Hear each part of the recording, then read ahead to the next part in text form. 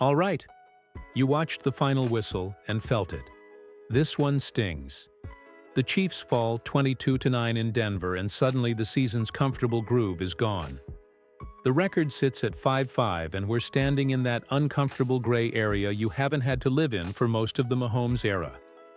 Tonight's loss isn't just about one scoreboard, it's a reality check. You can feel the frustration in the highlights: missed connections early, predictable play calling, and an offense that looked disjointed while the defense kept plugging holes just to keep the game within reach. That gray area idea matters because it changes everything. Margin for error is microscopic now. Home field talk? Gone. Division control? Largely out of reach. Right now it's about getting into the playoffs, and every game from here matters like a playoff game. Let's be honest. This is a team that has been used to setting the agenda, not fighting to catch up. That makes nights like tonight feel worse. You expected fireworks? Instead, you saw a team trying to find rhythm and failing to do it consistently. Patrick Mahomes had an off night by his standards. 29 of 45 for 276 yards, a touchdown, and an interception. But the game wasn't solely on him. The offense looked predictable and too basic at times. The run game didn't get the rhythm it needed with Isaiah Pacheco unavailable, and a few drops, notably by Rashee Rice, turned possible momentum into stalled drives. On the flip side, Travis Kelce showed up. 9 catches, 91 yards, and a touchdown. So that bright spot exposes how messy the rest of the offense really was. Before we dig deeper, I want to know what's bothering you most. Mahomes' accuracy, play calling, the lack of a true running game, or drops receiving inconsistency? Vote in the poll and drop a short comment. It helps shape the next breakdown. And while you're there, smash that like button and subscribe to help get us to 6,000. I'll keep giving you honest, no-fluff takes like this one. Next up, we'll dig into Mahomes and the offense. What went wrong on the field, and whether this is a one-game fluke or a sign of something bigger. If you want me to keep going, let's dig into Patrick Mahomes' night, because that's where a lot of the conversation starts and ends. He finished 29 of 45 for 276 yards, one touchdown and an interception.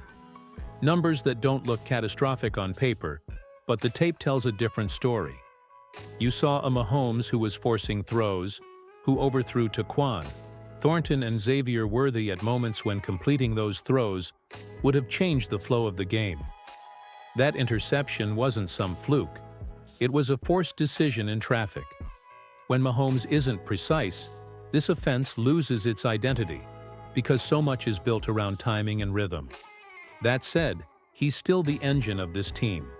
Calling him out doesn't mean you don't trust him. It means you want better play design and cleaner execution around him, so he doesn't have to manufacture every big play. A lot of tonight's problems trace back to play calling and predictability. The offense felt basic and, worse, easy to prepare for. When your opponent can anticipate your looks on third downs or in 2-minute situations, you stop getting explosive plays. That's on the coaches as much as it is on the players. Mahomes was put in tight windows too often. Those off-target throws compound when the run game isn't helping sustain drives. The offensive line and the running backs factor into this, as well. With Isaiah Pacheco unavailable, the run game lost its rhythm and the playbook variety that comes with a healthy backfield. Kareem Hunt did what he could. He produced a touchdown and picked up short yardage, but the team needed more consistent ground control to shorten drives and take pressure off Mahomes. Predictable shotgun-heavy sequences without the threat of a consistent run invite pressure and force Mahomes into high-leverage throws. In short, without a functional run game, the offense becomes one-dimensional and easier to defend. So what's the corrective? First, simplify for a stretch. More quick game concepts, early targets for Kelce, and the short yardage rhythm that lets Mahomes get the ball out clean. Use screens, run-pass balance, and play action that actually works because the run looks credible. Second, give Mahomes cleaner pockets with better pre-snap protection and quicker releases. That's schematic and personnel work. Third, diversify the play calling so defenses can't key on the same tendencies. And yes, coaching adjustments have to be faster during the game. When something isn't working, don't let it linger. I want to hear from you. Do you think this is mostly an issue of play calling? Or is the offensive line and run game the bigger culprit? Vote in the comments, play calling or OL run game, and explain why in a line or two. Don't forget to like the video and subscribe to help hit 6,000 subscribers. I'll keep bringing breakdowns like this with no fluff. With Pacheco out, the ripple effect showed up everywhere. And you felt it. When your RB1 is unavailable, not only do carries move down the depth chart, but timing, spacing, and the playbook mix change overnight. Kareem Hunt did what he could. He finished with a touchdown and chipped in tough yards, but the team needed a steadier, more consistent physical presence to control tempo. Without that, the offense slid into shotgun-heavy, predictable sequences that invited pressure and long third downs. Bashard Smith, the rookie, flashed as a versatile option, but he isn't a full replacement yet for the snaps and roles Pacheco usually absorbs. That mismatch in roles made the offense too easy to defend at times. The running game isn't just about yards, it's about what it forces the defense to respect. Tonight, with the run looking limited, play action lost its bite, and Mahomes too often had to create, instead of operate within a rhythm.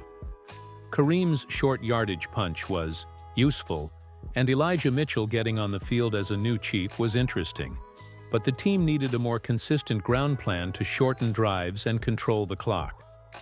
Now, on to the receiving core. It was a mixed bag. Travis Kelce was the bright, steady heartbeat. 9 catches, 91 yards, and a touchdown that underlined he still finds ways to impact games even when everything else is messy. That performance is a reminder. Kelce remains one of the offense's most reliable weapons, and the playbook should lean into that in the short term. Tyquan Thornton delivered the explosive flip. 1 catch, 61 yards, which showed the upside is still there when the team hits a big play. But those moments were too rare. Rashee Rice's drops were costly and can't be ignored. A couple of those drops came on drives where momentum could have swung. And when the margin for error is razor thin, those catches matter more than ever. Xavier Worthy and Noah Gray were quiet. Worthy's long-term upside is real, but tonight, he was bottled up. Collectively, the receiving group looked inconsistent rather than complementary, which put more pressure on Mahomes to force throws into tight windows. Bottom line, you need a balanced solution. Run more with Hunt in shorter yardage. Get Bashard Smith into clear rotation snaps that play to his strengths, and prioritize high-percentage targets early to build rhythm. Receivers must clean up the catch fundamentals. Fewer drops, sharper releases, and better, contested ball work. Now tell me, who must step up next game? Hunt, Kelce, Rice, or the offensive line? Vote in the poll and leave a one-line reason in the comments. And if you haven't yet, like the video and subscribe to help us reach 6,000. I'm keeping these breakdowns honest and weekly. The one clear takeaway you can't argue with from tonight is that the defense showed up when the offense didn't. From the tape, they kept the Broncos from turning this into a blowout, repeatedly holding on, third downs and forcing Denver to earn every yard. That effort is exactly why the game was still within reach late. The defense repeatedly shortened possessions and gave the offense chances to answer. Even when the offense sputtered, the front seven generated pressure, and the defensive line did enough to disrupt timing in the backfield. You can see how that kept drives from going long and kept Kansas City in the fight. PFF. There were a few coverage breakdowns on third down that you can nitpick, but overall this unit posted a performance you can build on. Chris Jones. the guy everyone expects to win one-on-one matchups, stepped up in moments where pressure was needed, and the edge rushers contributed enough to make the Broncos work for every completion. That kind of effort from the defensive front and the linebackers masked a lot of the offensive inconsistencies, and is the primary reason this one didn't get away earlier. Reuters plunge 1. Where you should worry is this: defenses can cover up problems for a stretch, but they can't be the long-term engine if the offense can't sustain drives. If the offense keeps stalling in opponent territory, the defense will fatigue and breakdowns will show. So credit the defense, they earned it tonight. But the team needs the offense to translate those stops into points going forward. That's the balance that will determine whether this unit carries the Chiefs back into the playoff picture. Reuters quick poll for you. Do you think the defense can carry the Chiefs into the playoffs if the offense stays inconsistent? Vote yes or no in the comments and leave a one-line why. If you found this breakdown useful, like the video and subscribe to help get us to 6,000. So let's talk solutions. The good news is that fixing this offense doesn't require reinventing who the Chiefs are. It just means getting back to the basics that define winning football under Andy Reid. The biggest adjustment is rhythm. Kansas City needs scripted drives that lean on quick throws, defined reads, and early down efficiency. Mahomes is at his most dangerous when he's playing on time, not forcing hero ball situations on every possession. Getting Rashee Rice involved earlier each drive, not just in desperation moments, is the simplest way to stabilize the passing game. You can see flashes of that, but not enough sustained sequences to build momentum week to week. The offensive line also needs a recalibration. Protection hasn't been awful, but it hasn't produced those long developing pockets that this scheme depends on. A few personnel shifts and more play action could help slow down edge pressure and keep Mahomes cleaner. And don't underestimate how much a steadier run game can flip the script. Even 3 or 4 yard carries on early downs would prevent the Chiefs from constantly facing third and long situations. Defensively, the objective is simple: sustain what's working. The pass defense has been competitive in most games, and the pressure packages have created enough chaos to keep matchups manageable. If the offense can just avoid putting them in short fields and lopsided time of possession moments, this unit has the makeup to keep Kansas City in every game for the rest of the season.